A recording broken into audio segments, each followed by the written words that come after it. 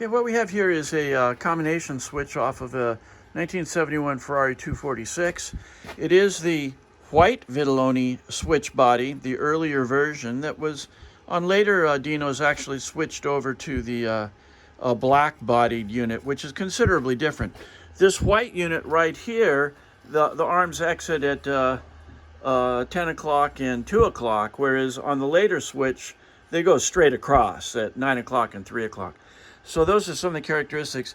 One of the things that makes this the early Dino version are these lace wing knobs, which are correct for the earlier versions. And there is one very rare version, lace wing knobs on a black body switch. We rarely see those, but they are around.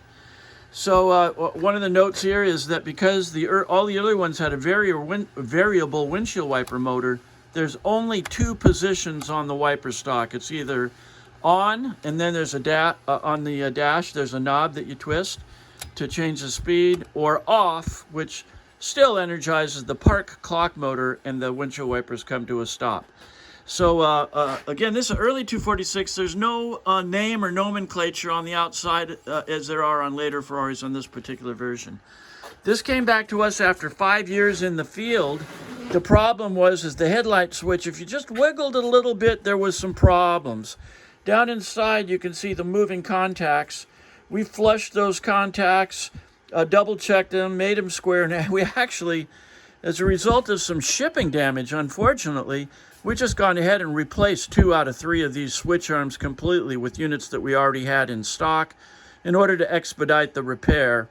We are doing this under a warranty consideration.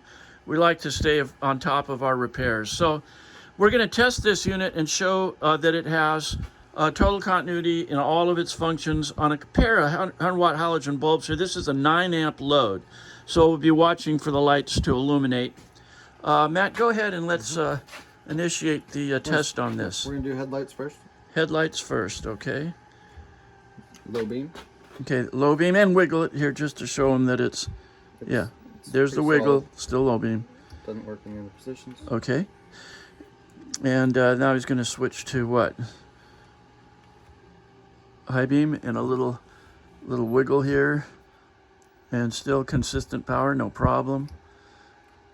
All right. Okay, now we'll do the pull function. Pull function for headlamp flash. This is high beam flash. There it goes. Works in all 3 positions. All 3 positions, totally functional. Okay. And the twist switch, which goes to ground. Okay. Headlamp twist switch. Now, yeah, the twist switch is operational, and a little wiggling and everything shows that it is solid in its function. Okay. All right, now we'll do turn signal. Okay, left and right turn signals.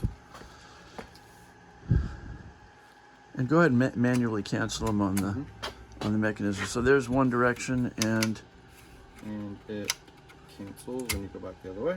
Good. The other one. Turn signals and again, and auto cancel on the steering wheel return. And it does not cancel if you go the other way. Good. Okay. All right, on to the wiper. Wiper essentially has 2 power positions, both one directed through the clock motor. Okay, wiggle it a little bit when it's up there. And that is the park position. Okay. And now swapping over to... This also goes to ground. It's a ground loop. And there's on. And wiggle it a little. Okay, great. Looks like everything is solid, so... And then last but not least, we have the pull function. Oh yeah, the screen washer. Yeah. Off the pull towards you on the wiper.